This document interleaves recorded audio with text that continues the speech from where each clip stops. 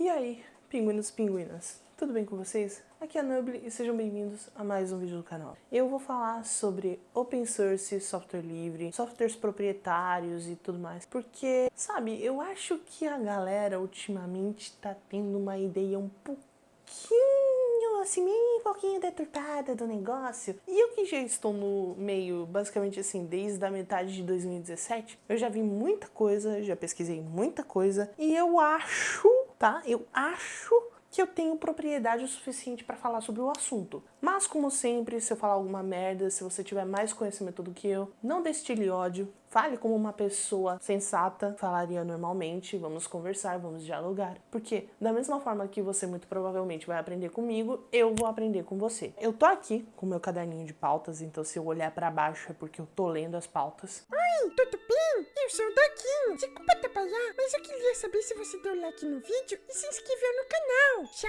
Então tá bom. Aproveite o vídeo. Beijo! Bom, vamos partir do primeiro tópico que é o que é o software livre.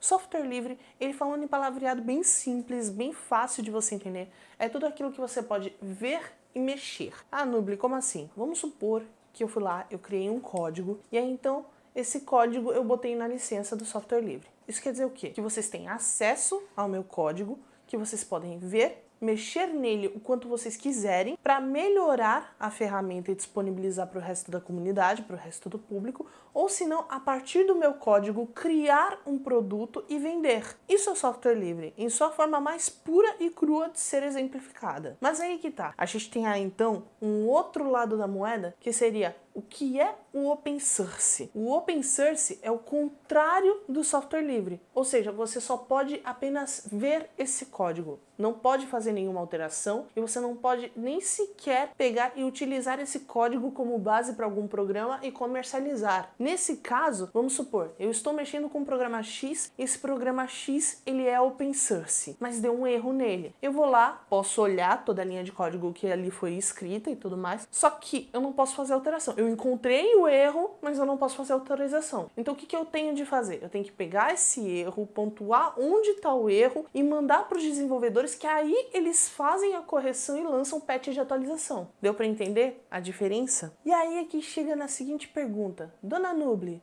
isso é de graça? Isso é pago? Isso é gratuito? Como é que funciona? É uma pergunta bem simples, rápida e direta aqui. Você paga sua conta de luz? Você paga sua conta de água? Você paga sua internet? Bom, até onde eu saiba, todos nós que temos uma casa com conta de luz, com conta de água, com conta de internet, a gente paga. E é a mesma coisa com o open source, com o software livre, ou até mesmo com as ferramentas pagas. Tem sempre alguém pagando a conta. Porém, no software livre e no open source, a gente tem uma pequena diferença, que é o seguinte, você não é obrigado a pagar, a grande maioria das vezes. Mas sempre tem alguém pagando a conta. Um exemplo desse caso é quem? A Blender Foundation. Blender, para quem não conhece, é um programa de modelagem 3D orgânica e ele está disponível para qualquer um baixar de forma gratuita. Mas se você for na sua página oficial, que é blender.org, para baixar a versão mais atualizada do software, sempre vai estar lá um link para doações. Ou seja, nós podemos doar via PayPal e a gente também tem as pessoas que contribuem reportando erros, corrigindo os erros. Um software não vive apenas de ar. Mas tem aí um fato bem curioso, que é, vocês sabiam que a Blender tem uma grande empresa por trás que ajuda nos custeamentos disso? Porque querendo ou não, a gente tem desenvolvedor, a gente tem designer para poder fazer aquela interface bonitinha do Blender que a gente conhece, né? A gente tem também a questão do servidor do site, do servidor de downloads, porque milhares de pessoas baixam software por dia e tudo isso tem um custo. A empresa que está por trás, bancando grande parte dos custeamentos da Blender Foundation, é uma empresa bem pequenininha, de fundo de quintal, chamada Disney. Inclusive, eles utilizam o Blender, só que com outro nome. Só que aí que tá, gente. Não é porque a Disney banca grande parte dos custeamentos da Blender Foundation que necessariamente a gente está isento de querer e poder ajudá-los. Se você não tem condições de ajudar, não tem problema nenhum. Até porque ninguém é obrigado a ajudar. Ajuda quem quer e ajuda quem pode. Vai que uma hora a Disney fala, não temos mais como sustentar o Blender, vamos parar. Aí então eles vão viver completamente de doações. E se o pessoal não pôr a mãozinha na consciência e não entender isso, vai acontecer o que aconteceu com o Fritzen. O Fritzen, ele é uma plataforma onde ele emula plaquinhas para você conseguir fazer as paradinhas lá, bonitinho, tatati, tatatu, que ele é extremamente conhecido principalmente para quem não tem condição de comprar, por exemplo, um Arduino, para quem não tem condição de comprar uma protoboard. Ele é um dos softwares mais conhecidos para isso. Só que qual é o problema disso tudo? O Fritzen, ele tá com um rombo gigantesco porque as pessoas não estão doando, porque as pessoas não estão simplesmente pondo a mãozinha na consciência pensando, poxa, se tem um custo para eles fazerem atualizações periódicas, para eles pegarem, melhorarem o design, atualizarem os sistemas de placas, porque a tecnologia maker, ela não para, o mundo não para. Por causa disso, das pessoas não doarem e só verem ele como um software gratuito, houve esse rombo e agora, recentemente, eles estão forçando a doação. O que isso quer dizer? Quando você vai baixar o seu software, eles falam assim, ó, para você baixar, para você usar, você tem que pagar $9 de doação. Não tá errado, porque eles precisam desse dinheiro. E o Fritzen, inclusive, foi lá e escancarou na cara dura que o software nunca foi gratuito. O software, ele tem uma licença de doação de $9. Doa quem pode, mas a galera esquece de doar, acha que é de graça, e então acabou que houve o Force Donation, que é o seguinte, você quer usar o software? Beleza, mas tem que pagar a doação de $9. Logo com isso, a gente pode comprovar o quê? Nem todo software que seja livre ou open source é de fato gratuito. Não é porque ele está disponível para você baixar de graça que necessariamente você tem que chegar, baixar e foda-se. Muitas pessoas nesse momento devem estar com a seguinte mentalidade: ah, eu não doei, mas tem outra pessoa que vai doar. Só que aí é que tá uma coisa muito engraçada nisso tudo, que é o seguinte, muitas pessoas pensam igualzinho a você. E isso acaba sendo um efeito dominó, um efeito em cadeia. Existe um software que eu uso para produção de vídeo, que eu chamo, para exemplificar as paradas, eu não gosto de fazer isso, mas para exemplificar, eu chamo ele de cosplay do After Effects, que é o Natron. O Natron, ele foi descontinuado. Sabe por quê? Porque não houve doações o suficiente. O software não se pagava mais. A equipe foi desmantelada, o projeto foi descontinuado e pessoas como eu, que usavam o software, ficaram na mão. É algo simples. Não tem como não pagar a conta. O software tem de alguma maneira se pagar. Se não há giro de capital, se não há uma forma de custear as demandas dele, por que o software vai continuar? Por que a empresa vai continuar? Ninguém vive de arte. E aí me vem aquele ser iluminado por Satanás que chega pra mim e fala: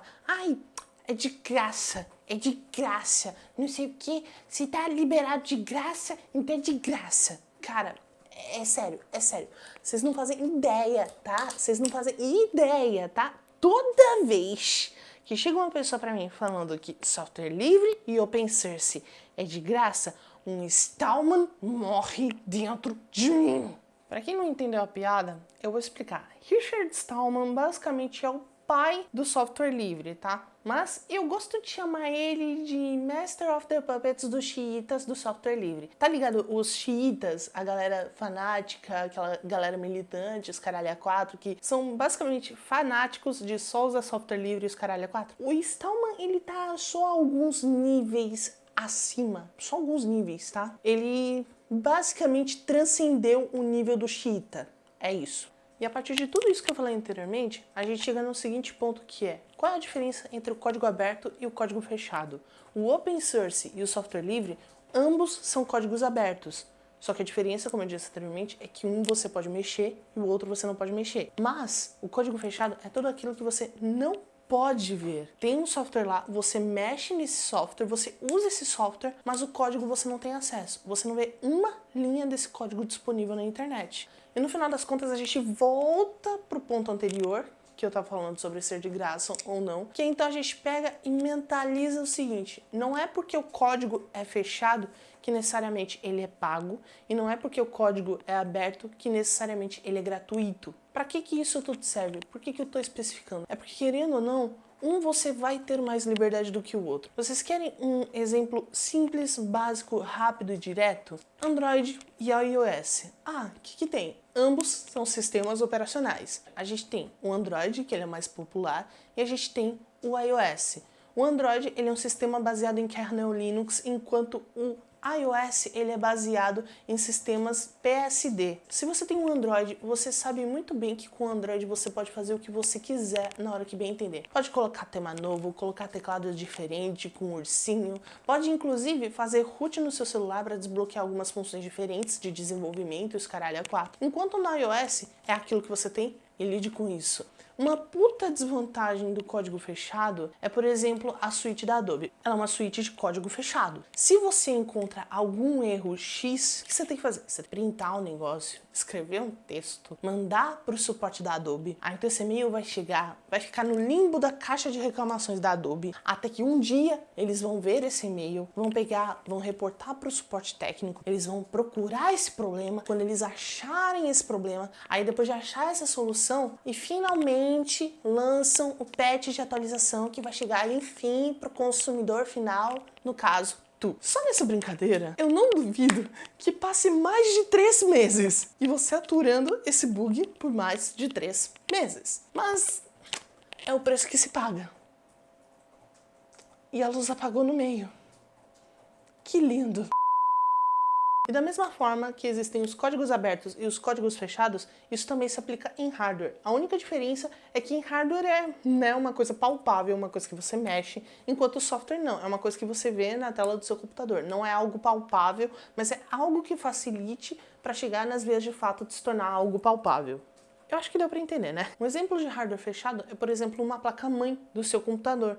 Porque ele foi feito assim e assim ele não pode ser modificado. Hardwares abertos, por exemplo, seria o Arduino. Do Arduino surgiu o franzizinho e tudo mais. Você pode utilizar o código do Arduino, você só não pode usar o nome Arduino, porque o nome Arduino ele já é patenteado, ele já é registrado. E agora a gente chega para um dos pontos mais cruciais desse vídeo, que foi a razão de eu querer produzi-lo. Um software pago, ele é melhor e mais completo do que um software open source ou livre? E a resposta é não. Nenhum é melhor do que o outro. O melhor software é daquele do qual você se habitua a usar. Existem softwares que são de código fechado e que são muito bons, da mesma forma que existem softwares de código fechado que são muito ruins. E a mesma coisa se aplica para softwares que são open source ou livres. E aí a gente chega em um ponto crucial, que é o seguinte: não é porque determinado programa está disponível para a plataforma Linux, por exemplo, que quer dizer que ele é 100% compatível com essa plataforma. A portabilidade de um para outro é possível, a galera faz, mas muitas vezes, por conta do hardware, por conta do sistema, ele é muito mal otimizado. Só deixando aqui bem claro um parênteses que eu vou citar o vídeo do Leon como exemplo, não estou hateando, mas eu acho que a gente pode agregar conhecimento em cima do que ele falou. Vocês querem um exemplo bem clássico disso? No vídeo do Leon, ele fala sobre um software de edição de vídeo chamado DaVinci Resolve. Ele é um software de edição de vídeo da Blackmagic que é muito bem recomendado, muito bem conceituado até. E ele tem a sua versão para Linux. O problema é que, se você não manja das mutretinhas de pesquisar nos lugares certos, você não vai conseguir instalar ele em nenhuma distro da Linux. E quando você instala, ele não tem uma otimização adequada para Linux. Ou ele vai crashar, ou ele não vai ficar redimensionado da forma correta, ou pior ainda, ele vai travar direto e você não vai conseguir editar. E sim, eu que tenho um hardware muito bom em Linux, não consegui editar no DaVinci Resolve. Ele é bem otimizado para Mac e Windows, mas para Linux ele é um fiasco. Só que agora, o inverso, o Kdenlive, o editor que eu uso para editar este vídeo, por exemplo, que vocês estão vendo.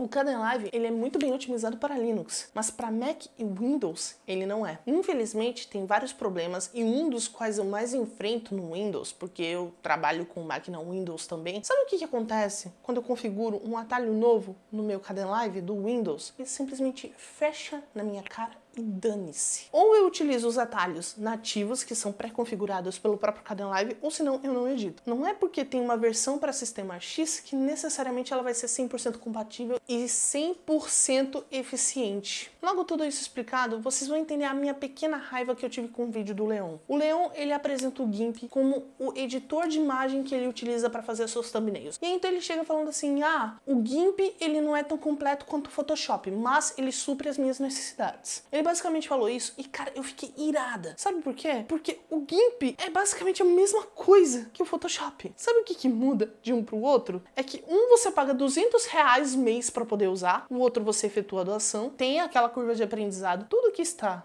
em um está em outro. A única coisa que muda são os atalhos e as interfaces. A técnica você já tem, a técnica você já aprendeu. É só você executar em um software diferente. Não é difícil, basta você querer e se esforçar. O GIMP, ele tem plugin. Photoshop também tem plugin. O GIMP tem tutorial na internet, tem até livro falando de cabo a rabo sobre o GIMP. Photoshop também. Então, por que o pessoal chega e fala que o GIMP não é tão completo quanto o Photoshop? Porque eles não exploraram o software direito, porque eles não se deram o trabalho de pesquisar como fazer determinada coisa no GIMP que você faria no Photoshop, por exemplo. Se vocês querem uma recomendação para começar a mexer no GIMP de cabo a rabo, tá aí, ó, GIMP Descomplicado. Eu vou deixar o link aí na descrição. Se eu conseguir, eu vou deixar no card aqui em cima. A Adobe, ela só virou um monopólio dentro do mercado do audiovisual por causa disso. Porque as pessoas que consomem os produtos deles começaram a postar tutoriais na internet. Da mesma forma que as pessoas que conhecem o GIMP estão consumindo conteúdos do GIMP na internet. No caso, o que contribuiu também muito para a Adobe ficar conhecida foi a pirataria. A pirataria, mesmo ela sendo benéfica nesse âmbito de a empresa ficar conhecida e assim possivelmente aumentar o capital de giro dela, é prejudicial. Ah, por quê? Porque o pessoal acha super fácil, super simples pegar e baixar pirata e ir usando. Ah, mas no Oblivion não tem condições. Tá, beleza, você não tem condições. Mas se você não tem condições, por exemplo, de sustentar um Premiere, por que você não vai para um Kdenlive, por exemplo? É a mesma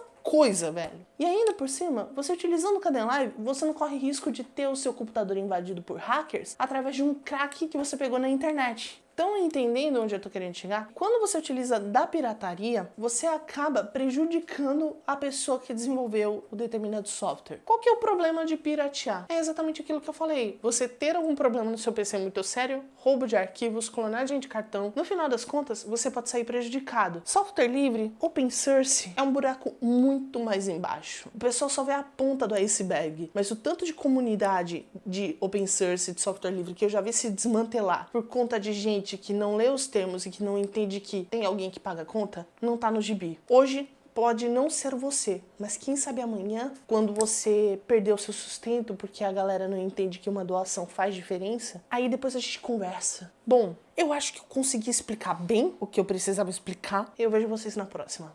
Valeu!